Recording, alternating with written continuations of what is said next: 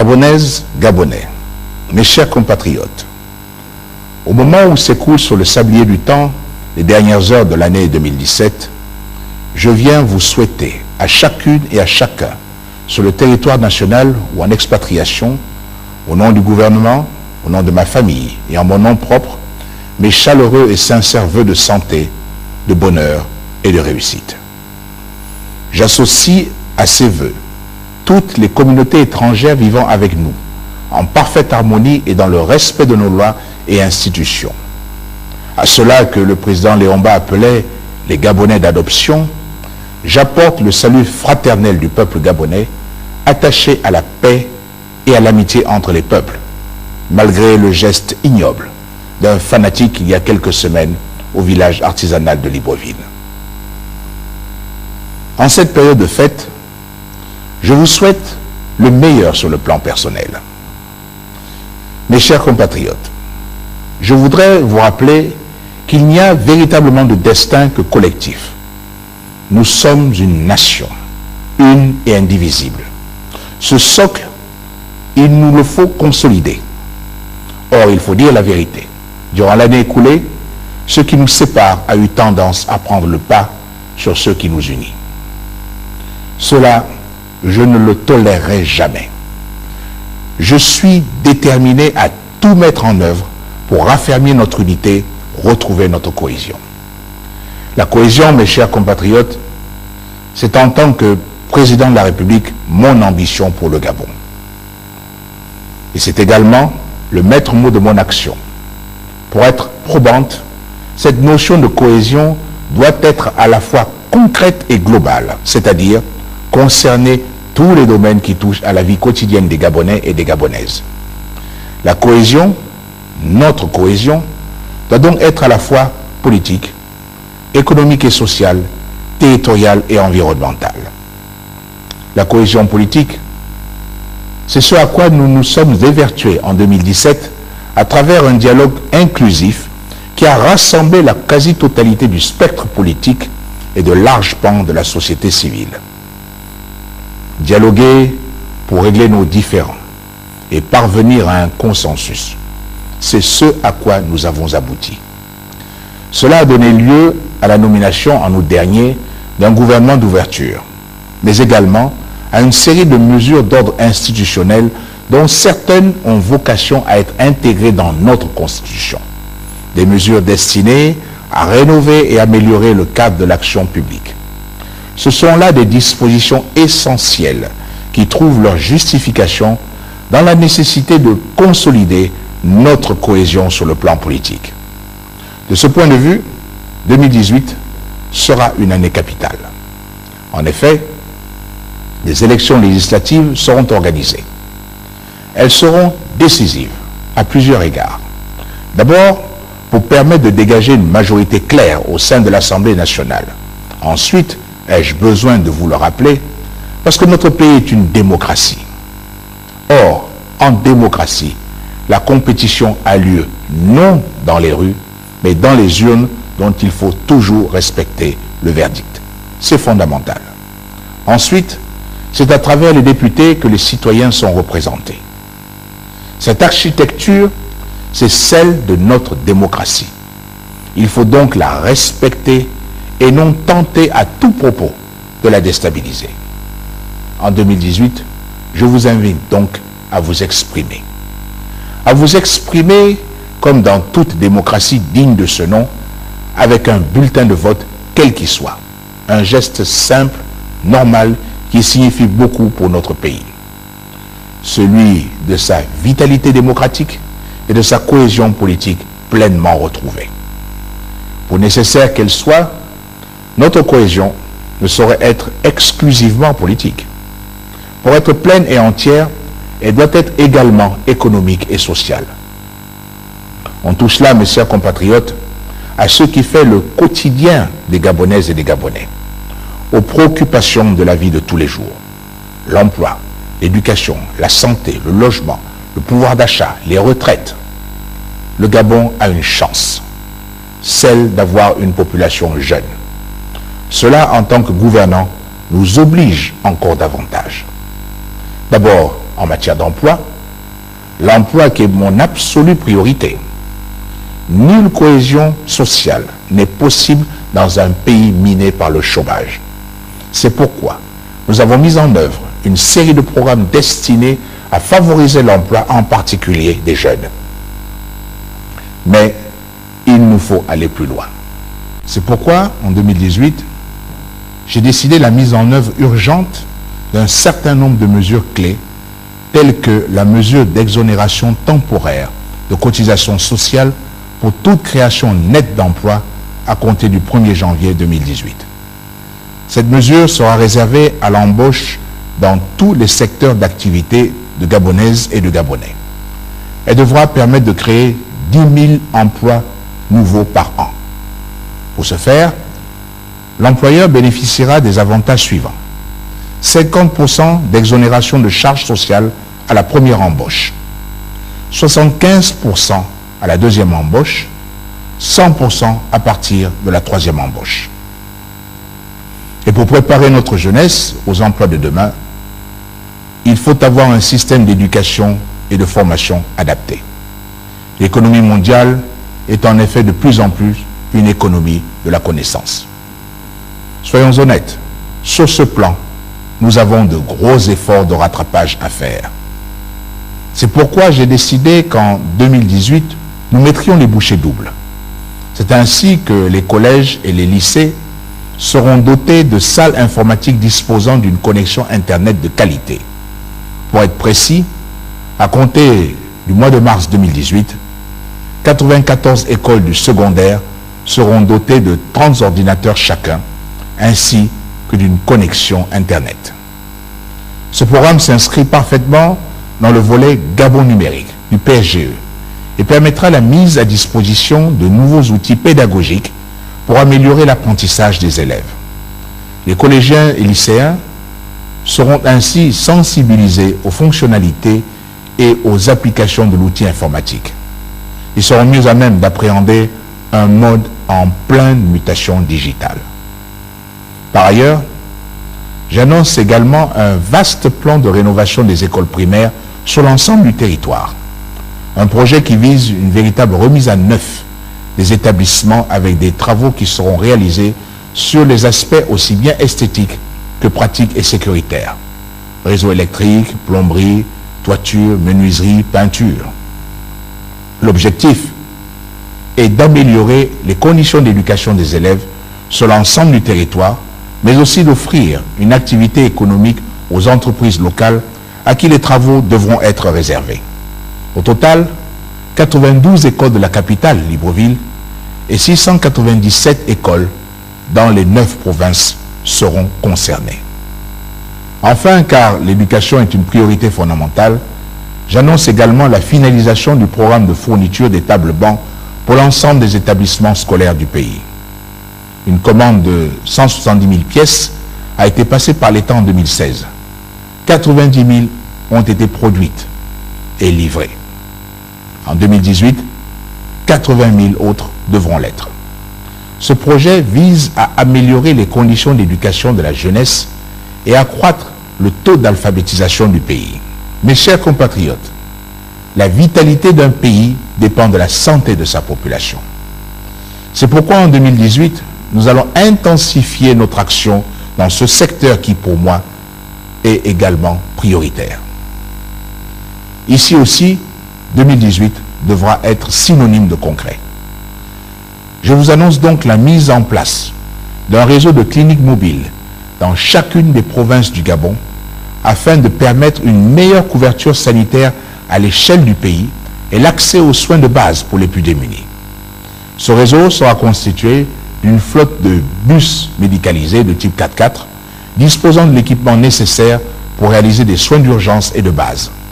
Espaces de consultation, tables d'examen gynécologique, mini-laboratoire ou encore matériel ophtalmologique. À cela s'ajoute un programme de gratuité des frais d'accouchement sur toute l'étendue du territoire national à compter du premier trimestre 2018. Cette mesure s'inscrit dans le cadre de la décennie de la femme et vise non seulement à réduire le taux de mortalité infantile, mais aussi à soulager les familles face aux dépenses souvent lourdes liées à la naissance d'un bébé. En 2018, nos aînés ne seront pas non plus oubliés, car il est illusoire de prétendre construire notre futur sans honorer notre passé. Nos aînés sont à juste titre attachés à leur retraite. À leurs yeux, elles sont importantes, car elles leur permettent de vivre décemment. Mais elles sont aussi précieuses pour notre nation en ce qu'elles sont le symbole de la cohésion intergénérationnelle. L'activité des uns permettant de payer les pensions des autres, et ainsi de suite. Il faut donc tout faire pour adapter le système, le moderniser, afin de le rendre pérenne.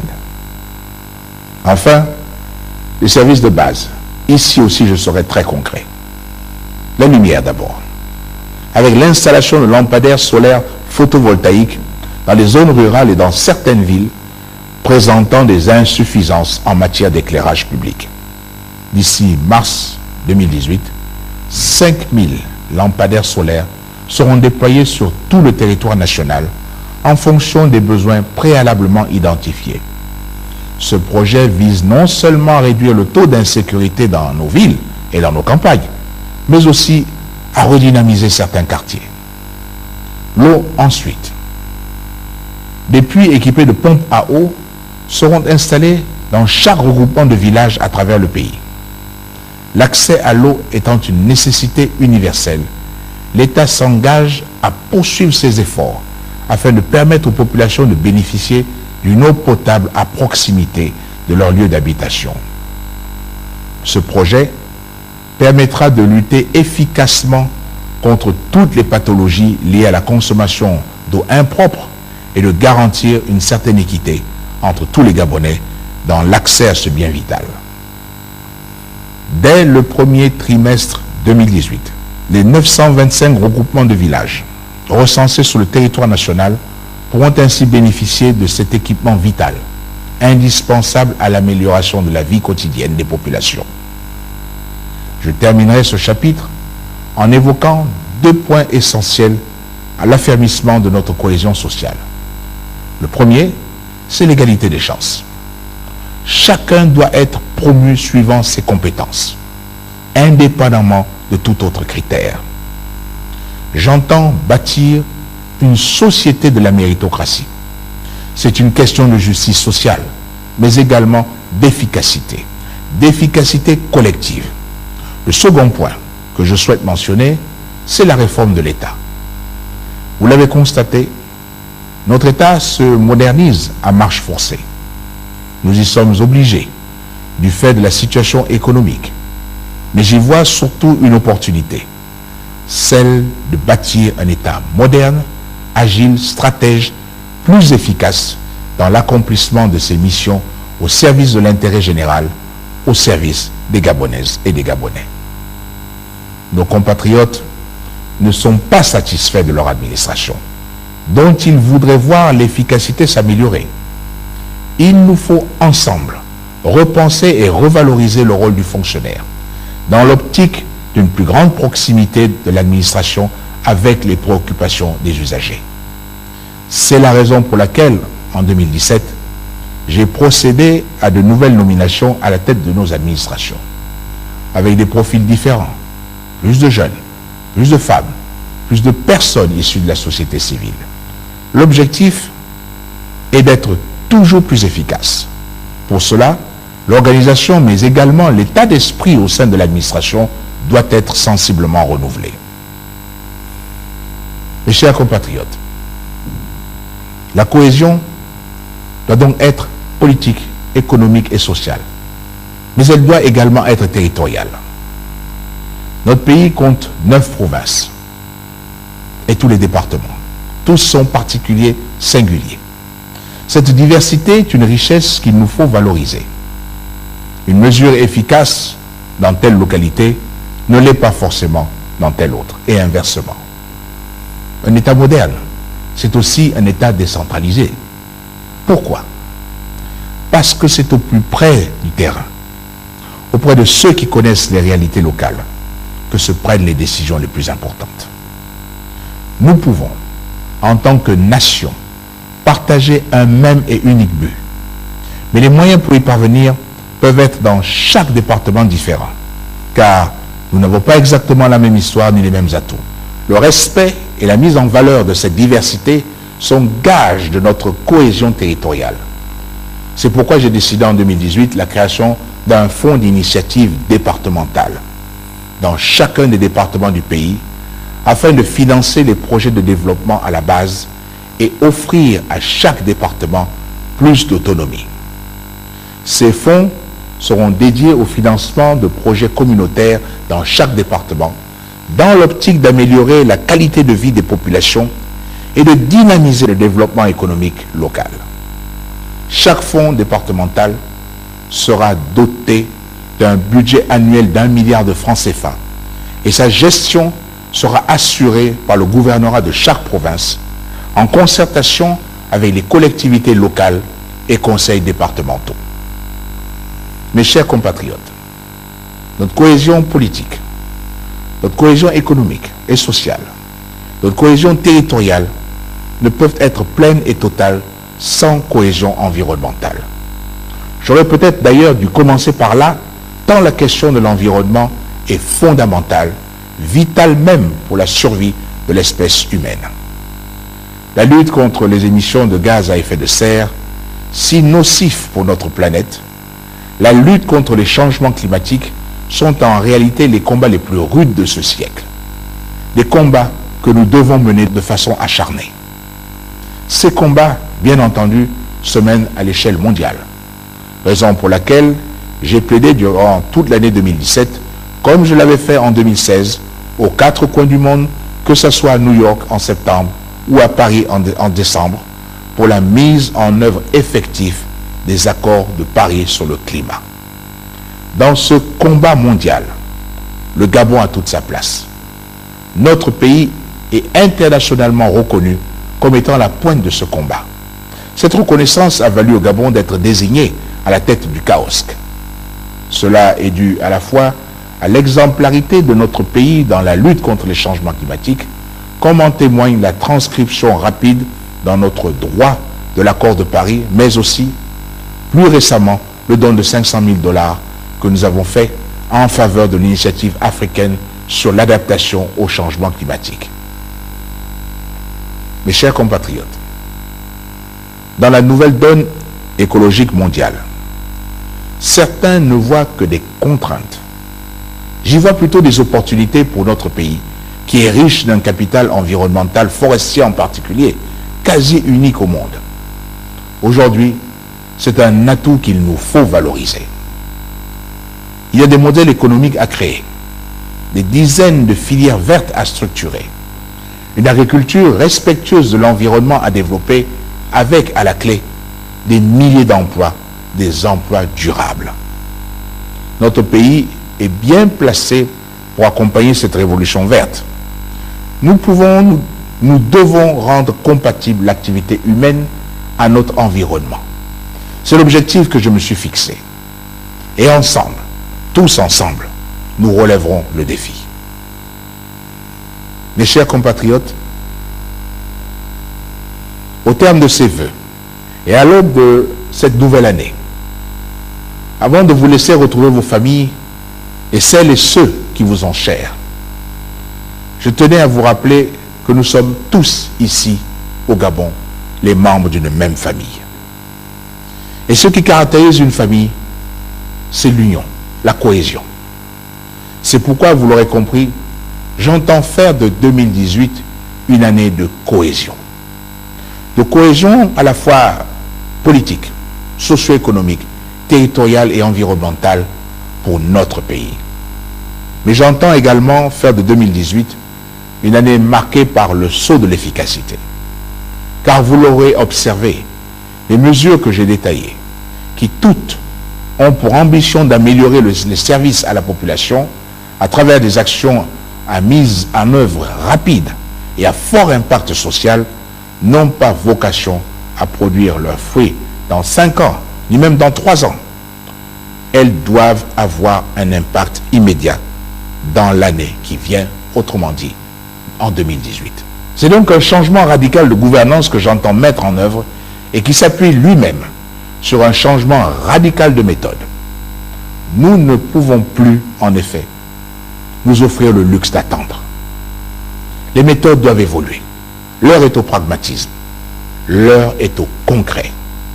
Et je ne tolérerai plus aucun retard ni obstacle dans la mise en œuvre de ces projets. Mes chers compatriotes, notre État doit être efficace, mais il doit aussi être fort. Fort dans ses missions régaliennes, en particulier celle qui consiste à assurer la sécurité de nos concitoyens et de toutes les personnes présentes sur notre sol. Nous vivons hélas dans un contexte mondial marqué par la violence et le terrorisme. Je ne transigerai pas sur la sécurité des Gabonais. Je ne transigerai pas sur la sécurité de celles et ceux que nous accueillons sur notre territoire. Et à ceux qui, étrangers ou nationaux, seraient tentés de nous conduire sur des chemins que notre vivre ensemble réprouve, notre réponse ne souffrira d'aucune hésitation. Elle sera impitoyable. Le Gabon a toujours été un havre de paix, un exemple de coexistence pacifique et heureuse entre les différentes religions. Tant que je serai président, je vous prie de croire qu'il le restera. Je ne tolérerai ni violence ni intolérance. Sur ce sujet, comme sur d'autres, je serai intraitable. Mes chers compatriotes, entendez bien ce message. L'heure est aux réalisations. C'est donc une nouvelle étape, une nouvelle ère, dirais-je même. Nouvelle ère de la gouvernance publique que je compte bien mettre en œuvre dès 2018. Une année 2018 qui sera celle de l'action et de la cohésion. Une année 2018 qui doit nous mettre sur la voie d'un développement véritable, équitable et durable. Encore une fois, je ne saurais conclure mon propos sans avoir une pensée émue. Une pensée particulière pour nos forces de défense engagées pour le maintien de la paix et pour toutes celles et ceux qui souffrent, que ce soit de la maladie, de l'exclusion ou de la solitude. Ils méritent notre fraternité. Ils méritent notre solidarité. L'année qui vient devra, grâce à notre action, leur être moins pénible, leur être plus agréable. Encore une fois, je souhaite à chacune et à chacun d'entre vous le meilleur pour l'année 2018. Que Dieu protège notre beau pays. Vive la République, pour que vive le Gabon.